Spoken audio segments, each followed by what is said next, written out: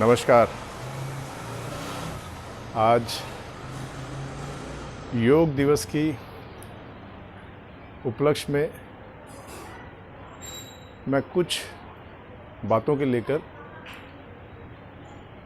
समाज के समक्ष, लोगों के समक्ष कुछ बातों पर ध्यान आकर्षित करना चाहता हूँ। आज जिस तरह से पूरे विश्व में 21 जून योग दिवस के रूप में मनाया जा रहा है, मनाया जाता है, यह आज हमारे देश के प्रतिनिधि, उनके प्रयासों का ये परिणाम है कि जो हमारी प्राचीन विशेषता, जिसका महत्व पूरे विश्व ने जाना है कि योग क्या है।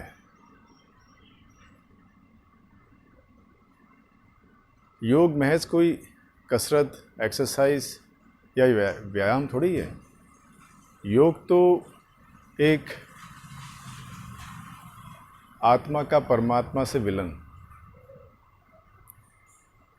और जो व्यक्ति, जो प्राणी इसका महत्व समझता है, वो ये भी जानता है कि योग के माध्यम से आत्मा का परमात्मा से कैसे मिलन होता है।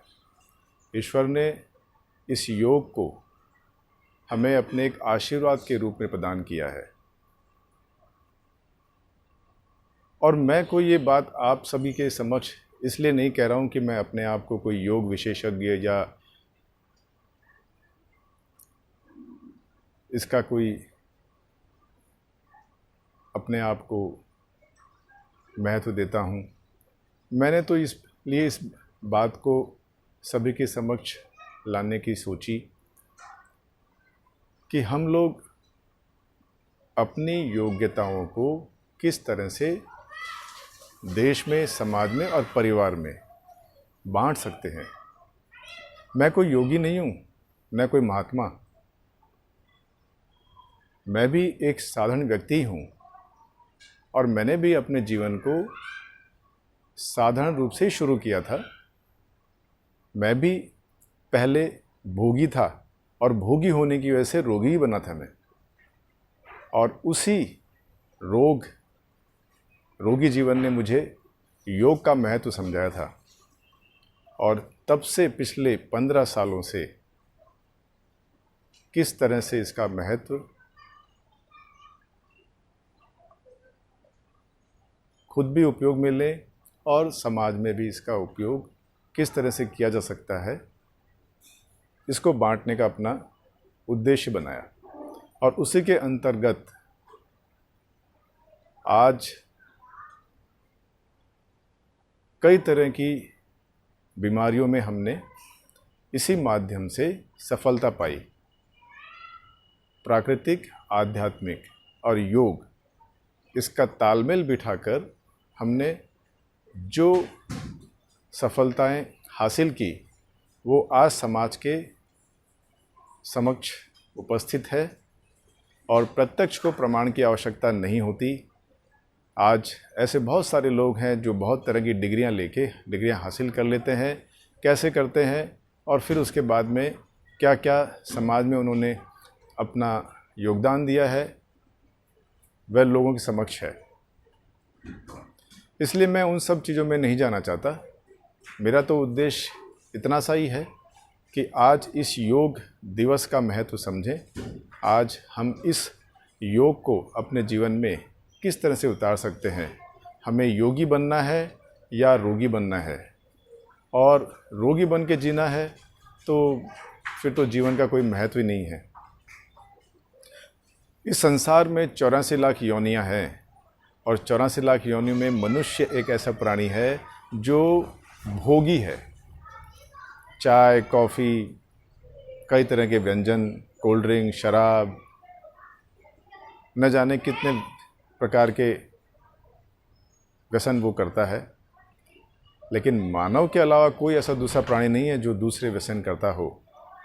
भगवान ने उसे जो जिम्मेदारी दी है, जो उसका कर्म दिया है, वो उसी कर्म को करता है। चाहे किसी भी जानवर को ले लें आप, लेकिन इंसान जानवरों को भी डराने की शक्ति, शेर तक डरता है। इंसान खाली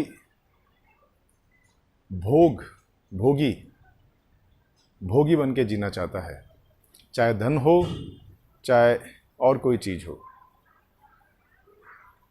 और भोगी बन के जिएंगे तो रोगी तो बन के जीवन बिताना ही पड़ेगा। जब तक वो चलता फिरता है तब तक समझता है कि मेरे से ज़्यादा श्रेष्ठ कोई है ही नहीं, मैं जो करूँगा वो दूसरा कोई कर ही नहीं सकता। इसलिए हमें इस चीज़ के प्रति विचार करने की अति आवश्यकता है। आप जरा सा एक छोटी सी बात मैं आपके समक्ष रखना चाहता हूँ, उस पर गौर करिएगा। जैसे कोई व्यक्ति कभी कोई ज़मीन खरीद रहा है, कोई बैंक में बैलेंस बना रहा है, कोई धन संग्रह कर रहा है, कोई क्या कर रहा है। मुझे इतना सा बताइए आप कि आज एक पेपर पे अपनी लिस्ट बनाइए कि मेरे पास इतना धन है, इतना सोना है, इतनी ज़मीन है, इतने मकान हैं, इतने फ्लैट हैं, और फिर उसमें से उसकी लिस्ट में एक टिक करिए कि क्या क्या आप अपने साथ लेके जा सकेंगे। इस संसार में छोड़ के जाने की व्यवस्था है, लेके जाने की नहीं है। देकर जाओ या छोड़ कर जाओ।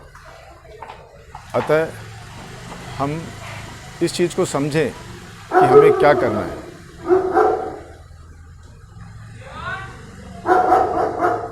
पुनः मैं आप सभी से एक निवेदन करना चाहूँगा कि अपने इस मानव जीवन को सार्थक करने का प्रयास करें और बांटने की प्रवृत्ति रखें।